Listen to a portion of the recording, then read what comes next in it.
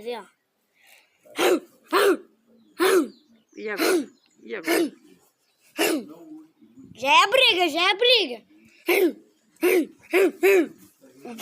Vai dizer que o Beethoven vai salvar o restante dos animais.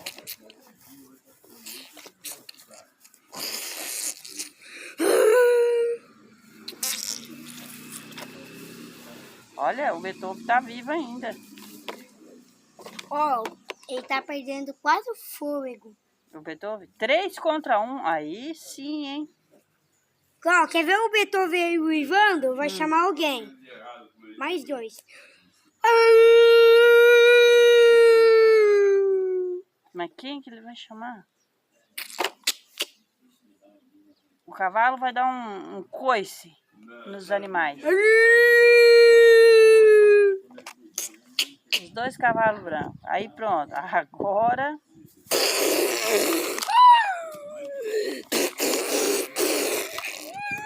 Eita, gente do céu. Foi uma defesa e tanto aqui, hein? Enfim, muito bem. Então. Nossa, olha quem é que tá vindo de novo. Só vai ver o... Pronto. Gente, que absurdo. Foram tudo embora, morreram.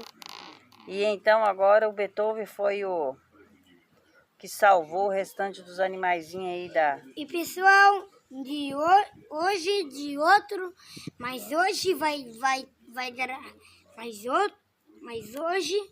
mas quando eu voltar da minha amiga Sofia, nós vamos gravar o último vídeo que o cachorro vai salvar a fazenda.